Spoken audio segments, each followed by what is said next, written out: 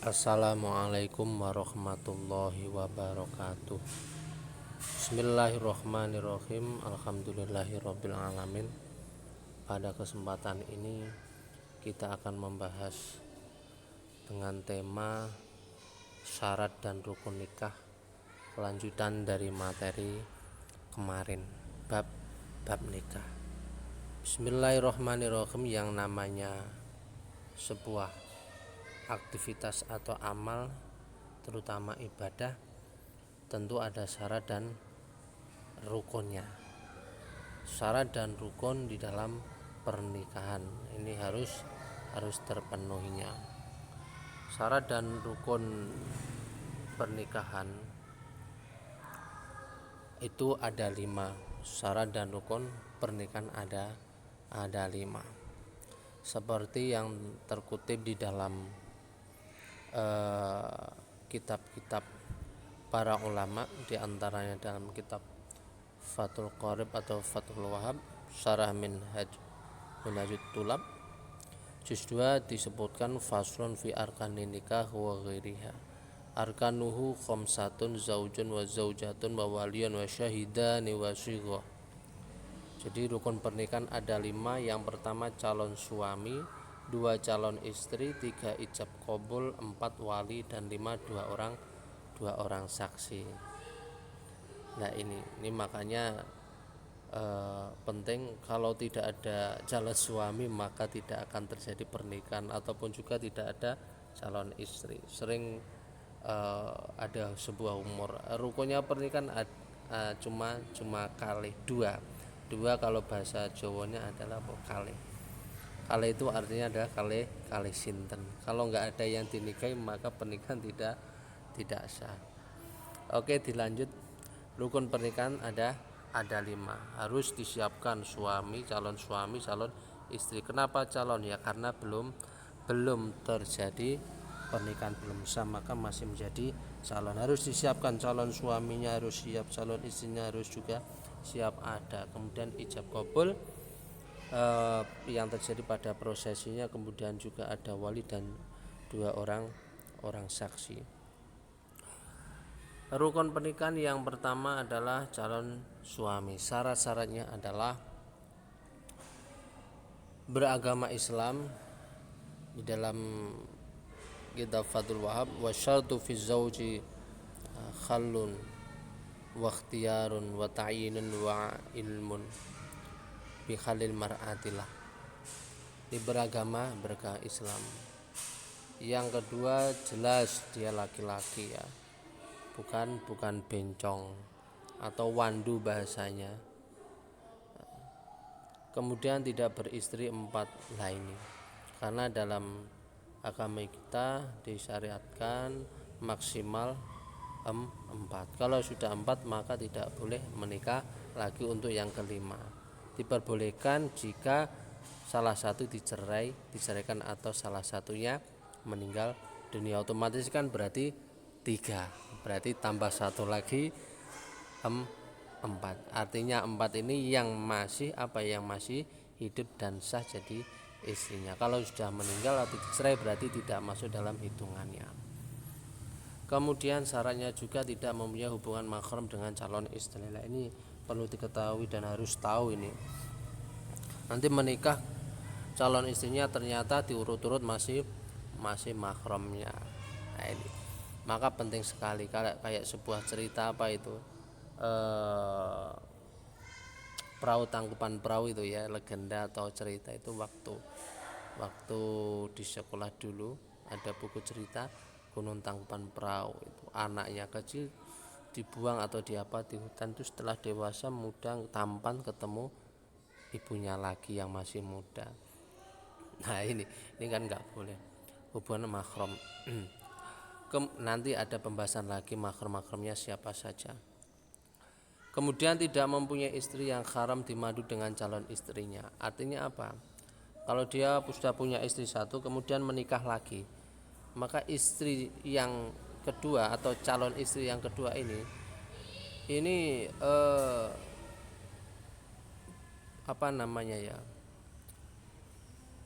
jangan sampai terjadi yang haram dikumpulkan. Jadi contohnya adik kakak nggak boleh dikumpulkan jadi satu. Jadi kakaknya dinikahi terus adiknya dinikahi, semuanya masih sah, kakaknya masih sah, jadi istrinya masih hidup, kemudian menikahi lagi adiknya, ini nggak boleh. Jadi istri yang haram dimadu itu seperti adik kakak.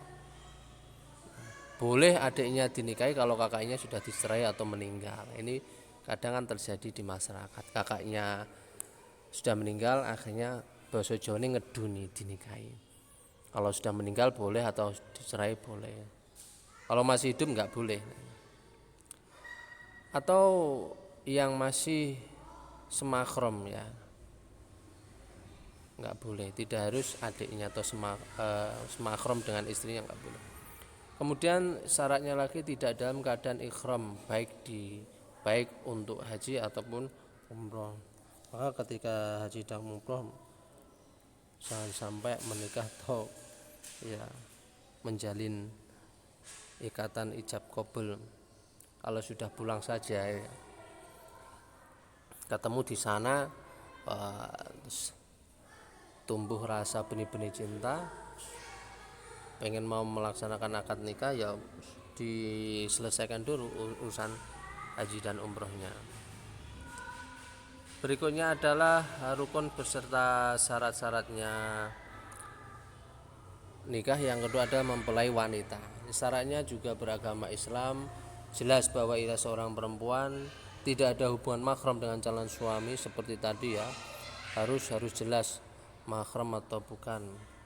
Tidak ada ikatan perkawinan dengan orang lain lah. Ini kalau masih bersuami nggak boleh menikah lagi. Kalau laki-laki kan boleh, punya istri menikah lagi yang kedua 3 sampai 4 boleh. Kalau istri nggak boleh. Istri kalau sudah menikah punya suami satu nggak boleh menikah lagi selama masih sah. Meskipun toh misalkan pengen cerai tapi statusnya belum diceraikan ya nggak boleh. Kalau kejadian di masyarakat seperti namanya disidangkan atau di pengadilan minta cerai atau fase, maka sang suami harus menceraikan. Kalau belum diceraikan maka ya belum terjadi perceraian, masih status suami istri. Kalau tetap ngeyel lagi, artinya karena suami belum mau tapi istri pengen segera diceraikan, ya bisa diadukan ke pengadilan sehingga nanti yang menceraikan adalah hakim. Jadi ditunggu dulu sampai statusnya terceraikan. Atau misalkan ditinggal suaminya pergi, ya ini harus ditelusuri dulu ini statusnya suaminya. Jangan mentang-mentang ditinggal suaminya nggak ada kabar terus langsung menikah, ya harus diperjelas dulu nanti. Kemudian juga kemauan sendiri bagi janda, ini bagi janda kemauan sendiri. Janda artinya sudah menikah terus dicerai atau ditinggal suaminya meninggal atau pergi, itu statusnya wanita kan janda. Maka kalau menikah lagi, ini syaratnya dia memberikan restu, artinya dia harus mau. Kalau masih perawan kan nggak mau, nggak masalah, artinya ada sebuah misalkan dipaksa atau dijodohkan orang tua, tetap berlaku atau berlangsung. Kalau janda harus menunggu izin dari pelakunya. Kemudian mendapat izin dari wali bagi gadis. Lah ini untuk yang gadis harus menunggu izin dari walinya. Artinya ketika si gadis nggak setuju misalkan, ya nggak masalah, tetap berjalan artinya nikahnya. Berikutnya syaratnya calon istri adalah tidak sedang ikhram haji atau umroh, sama dengan tadi calon mempelai laki-laki dan perempuan, sama, tidak boleh dalam kondisi ikhram ataupun haji. Berikutnya syarat dan rukun-rukunnya nikah, ijab qabul atau zigot, ucapan ketika terjadi prosesi pernikahan. Qabul itu nikah, angkah tuka, zawaj tuka, misalkan itu yang disampaikan seorang hakim atau wali. Ijab yaitu ucapan penyerahan yang diucapkan wali dari pihak perempuan atau wakilnya sebagai penyerahan kepada mempelai laki-laki, sebagai penyerahan. Nanti jenenge nikah kan kayak diserahkan anak wedok kepada sang laki-laki sebagai calon suami. Contoh misalkan kalau bahasa Indonesianya, hai Hasan, misalnya jenis Hasan, aku nikahkan dan aku kawinkan kamu dengan Zainab atau dengan anak saya namanya Zainab binti Ahmad, dengan mas kawin misalkan uang 10 juta dibayar tunai. Ini ijab. Nanti cara wong tawar menawar itu tak tawar kamu mau enggak, itu ijab. Kemudian sang laki-laki calon suami mengatakan yang namanya qabul, iya saya terima nikahnya dengan mas kawin tersebut tunai, itu bahasa Indonesianya. Qabil tu nikah wa tazwijah bil mahril madhkur. Jadi itu namanya ijab qabul, prosesi serah terima atau dari ungkapan wali atau hakim ya, atau wali ataupun hakim atau yang mewakili dari walinya, namanya ijab qabul. Adapun syarat-syarat ijab qabul adalah sebagai berikut: menggunakan kata yang bermakna menikah atau tazwij atau nikah. Ada ungkapan menikah, saya nikahkan, atau saya kawinkan. Ini boleh. Harus ada ungkapan kata nikah atau kawin yang mempunyai makna nikah atau mempunyai makna kawin. Kemudian ijab qabul diucapkan pelaku akad nikah. Yang melakukan akad nikah siapa? Ya, suami terus sama walinya. Antara ijab dan qabul harus bersambung, tidak boleh diselingi perkataan atau perbuatan lain. Ya, makanya sangat sakral, ini jangan sampai terpisah. Kalau zaman pernah melihat ijab qabul itu kan langsung setelah diijabi, setelah dikatakan angkahtuka wa zawwajtuka, saya nikahkan kamu, terus sang laki-laki calon suami harus segera menjawab, ya saya terima nikahnya dengan mahar tersebut tunai. Jadi jangan disela-selai waktu yang lama, harus berkesinambungan. Pelaksanaan ijab dan qabul harus berada dalam satu tempat. Nah ini satu tempat. Kemudian tidak digantungkan dengan suatu persyaratan apapun, enggak ada syaratan. Nanti jika demikian nanti akan saya nikahkan jika kalau sudah lulus misalkan pernikahan. Saya nikahkan kamu dengan anak saya dengan mas sekian, bayar tunai jika kamu nanti kalau sudah lulus kuliah misalkan.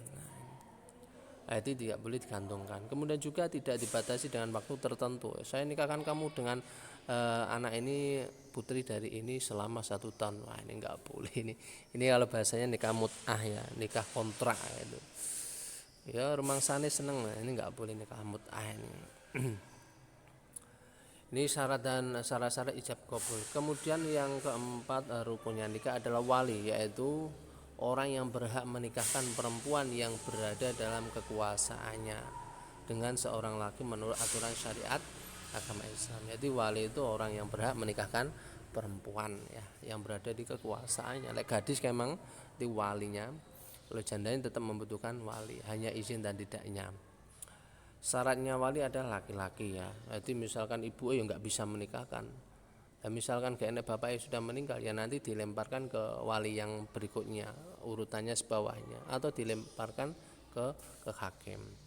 Kemudian syaratnya juga wali Islam, sudah balik ya. Kalau nanti urutannya terus misalkan bapak kakek nggak ada, paman nggak ada, anaknya keponakannya dari wali tapi masih kecil ya nggak boleh, belum balik, harus sudah balik, berakal lah, ini juga harus berakal, sehat otomatis, merdeka bukan budak, kemudian adil, tidak sedang melaksanakan ikhram haji atau umroh. Wali dalam pernikahan terbagi menjadi 2 macam, yaitu wali nasab dan wali hakim. Seperti tadi ada wali nasab, ada wali hakim. Wali nasab is keluarga ya, yang hubungannya darah daging, mulai bapak, kakek, paman, saudara kandung, ponakane dan seterusnya. Itu wali nasab. Kalau wali hakim ya wali hakim. Mungkin di masyarakat kita itu apa itu KUA itu penghulu itu yang menikahkan. Wali nasab adalah wali dari pihak kerabat, artinya wali yang mempunyai pertalian darah atau keturunan dengan perempuan yang akan dinikahkan. Yang termasuk wali itu tadi ayah, kalau nggak ada ayah berarti kakek dari pihak bapak dan seterusnya ke atas. Kalau nggak ada berarti saudara laki-laki kandung masih, baik kakak maupun adik utawa adik. Tentu adik kalau sudah balik dan sudah dewasa. Saudara laki-laki sebapak, misalkan punya saudara laki-laki sebapak saja bukan seibu. Atau kemudian berikutnya enggak ada adalah Dilanjutkan anak laki-laki saudara laki-laki kandung, berarti apa ponakane. Anak laki-laki saudara laki-laki kan kandung, ponakane. Anak laki-laki saudara laki-laki sebapak, berarti sebapak. Kemudian paman, nanti paman saudara bapaknya sekandung. Kalau nggak ada paman saudara bapak sebapak. Kemudian anak laki-laki dan paman paman kandung. Anak laki-laki dari anak laki-laki dari paman kandung, atau bahasanya sepupu ya, misanan. Itu jadi wali itu kalau semuanya nggak ada, jadi wali itu misanan, jadi wali. Tapi dia juga boleh menikahi ya, boleh menikahi sepupunya. Dia bisa jadi, kalau toh sampai terjadi ya, dia menikah dengan calon calon istrinya itu sepupu misanan, itu kan boleh menikah. Tapi walinya perempuan juga nggak ada, adanya cuma dia saja, maka dia jadi wali sekaligus jadi calon pengantin ya.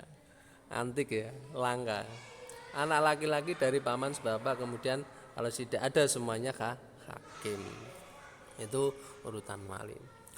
Sedangkan wali hakim adalah pengertian wali hakim, pejabat yang diberi wewenang oleh penguasa untuk menjadi wali nikah di dalam keadaan tertentu dengan sebab tertentu pula. Jadi wali hakim di Indonesia biasanya bahwa KUA itu penghulu.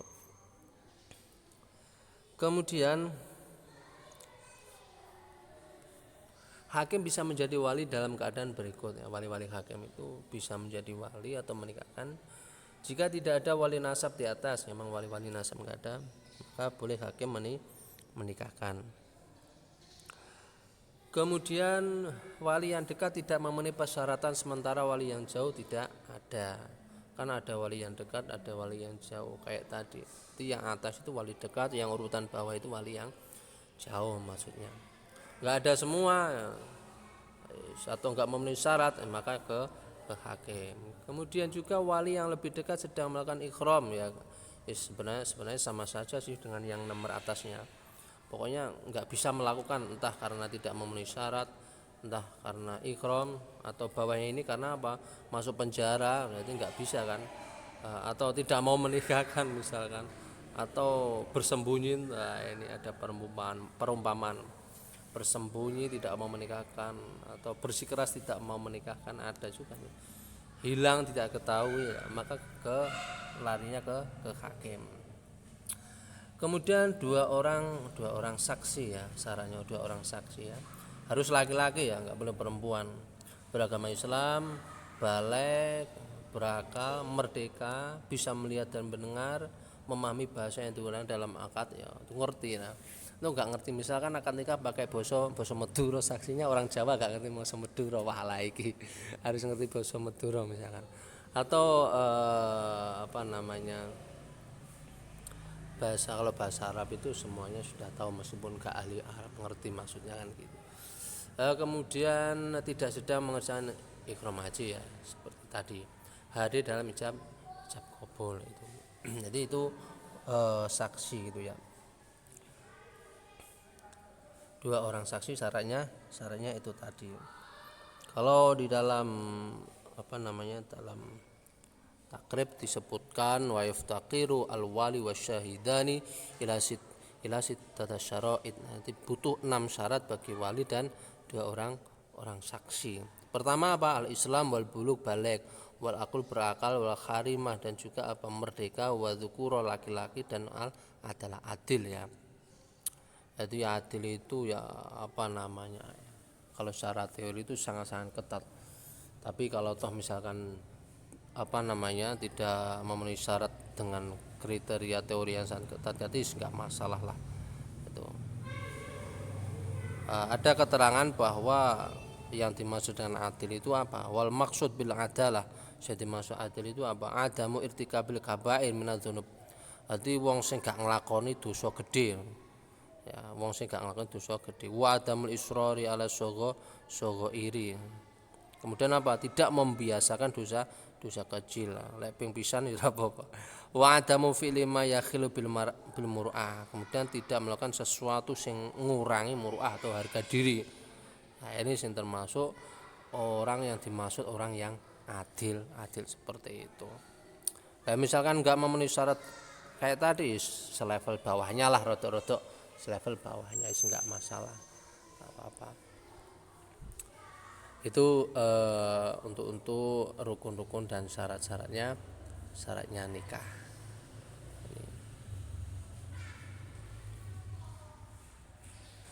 Oke, sepintas untuk penjelasannya itu dulu, nanti bisa kita diskusikan bersama.